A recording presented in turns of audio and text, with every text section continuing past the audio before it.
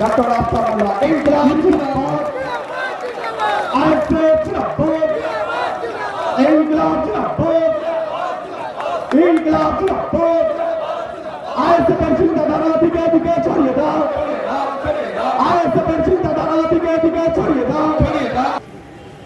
সকলে একটু উচ্চ স্বরে স্লোগান দেবেন। তৃণমূল টাকা দিয়ে যে সমস্ত আওয়াজ দেয় আমরা তো আসলে মনে হয় সেই রকম ভাবে আওয়াজ দিতে হবে ইনকলাব জিন্দাবাদ, আইএসএফ জিন্দাবাদ। কোর্টের নির্দেশিকার বাইরে কেউ নয়, এটা মাথায় থাকা যেন দরকার। কোর্টের নির্দেশে এখন কিন্তু কেজরিওয়ালজি রাজ্যের মুখ্যমন্ত্রী জেলে আছে, কোর্টের নির্দেশেই কিন্তু ঝাড়খণ্ডের মুখ্যমন্ত্রী জেলে আছে, এটা মাথায় রাখা দরকার। কোর্টের নির্দেশে বর্তমান এই প্রাক্তন শিক্ষামন্ত্রী রাজ্যের সেও জেলে আছে।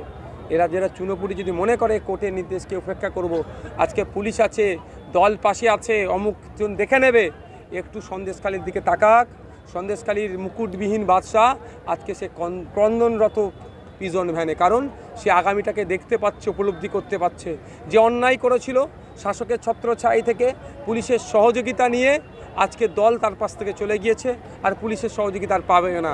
তার নিজের লড়াই এখন তাকে লড়ে নিতে হবে, কিন্তু যা কলে পড়েছে এই কল থেকে বার হওয়ার আর কোনো লাইন নাই, জেলের ভাত খেতে হবে। চন্দ্রপুর শুধু নয়, সারা রাজ্যে যেভাবে অন্যায় করছে, প্রশাসনকে কাজে লাগিয়ে ভাবছে শাসকের তকমাকে মাথায় সেটে সময়ের সাথে সাথে কিন্তু শাসককে হাত তুলে নেবে, এদের জবাব এদেরকে দিতে হবে।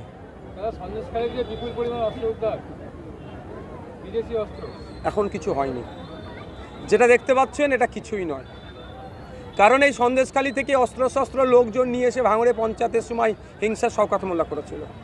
এমন বন্দুক নিয়ে এসেছিল, খালের ওপার থেকে গুলি করেছে, এপারে আমার ছেলেকে শহীদ করেছে। খালের ওপার থেকে গুলি করেছে, এপারে আমার ছেলের পায়ে লেগে গুলি, পা কেটে বাদ দিতে হয়েছে। সেটা কি বন্দুক তাদের কাছে ছিল? সব শওকত মোল্লা ওই শাহজাহান শেখেদেরকে ভাড়া করে নিয়ে এসেছিল।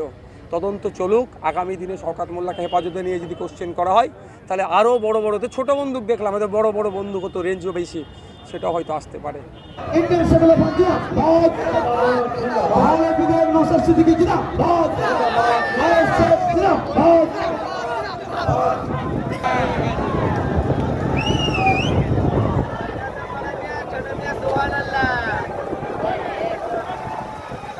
চেয়ারগুলো নিয়ে আপনারা একটু পেছনের দিকে চলে যান, যারা চেয়ারে বসে আছে চেয়ারগুলো নিয়ে একটু পেছন দিকে চলে যান।